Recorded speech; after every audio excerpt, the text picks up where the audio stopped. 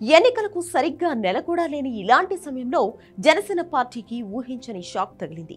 ఆ party YouTube ఛానల్ను ఎవరో హ్యాక్ చేశారు. జనసేన పార్టీ ఛానల్ ప్లేస్ లో మైక్రో స్ట్రాటజీ అనే పేరు కనిపిస్తోంది.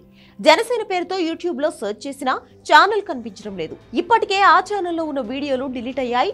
దీంతో జన సైనికులు ఆందోళనకు గురవుతున్నారు. ఈ పని ఎవరు చేయించారు అనే విషయంలో అనేక ఊహాగానాలు వినిపిస్తున్నాయి. ఒకప్పటితో కంపేర్ చేస్తే ఎన్నికల ప్రచారంలో ఇప్పుడు ట్రెండ్ మారిపోయింది. అప్పట్లో ఎన్నికల ప్రచారం అంటే ఖచ్చితంగా రోడ్డెక్కి ప్రచారం చేయాల్సిందే. కానీ ఇప్పుడు డిజిటల్ మీడియా, సోషల్ మీడియా ఆ పనిని సగానికి సగం తగ్గిస్తున్నాయి. ప్రతి ప్రాంతానికి వెళ్లలేని నాయకులు తమ ఎజెండాను ప్రజలతో తాము చెప్పాలి అనుకుంటున్న విషయాలను సోషల్ మీడియా ద్వారానే చెప్తున్నారు. ప్రతి రాజకీయ పార్టీ ఇందుకోసం సెపరేట్ గా డిజిటల్ టీంను కూడా పెట్టుకుంటోంది. తన ఎజెండాను, పార్టీ కార్యక్రమాలను సోషల్ మీడియా ద్వారా ఎప్పటికప్పుడు ప్రజలకు చేరవేస్తోంది.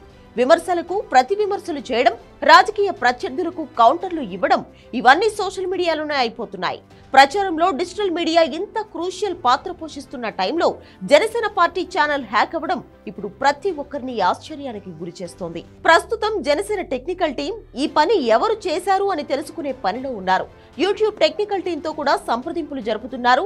తమ ఛానల్ ను వెనక్కి తెచ్చుకునేందుకు అన్ని ప్రయత్నాలు చేస్తున్నారు. వైసీపీ నేతలే ఈ పని చేశారు అని జన సైనికుల నుంచి ఆరోపణలు కూడా వస్తున్నాయి.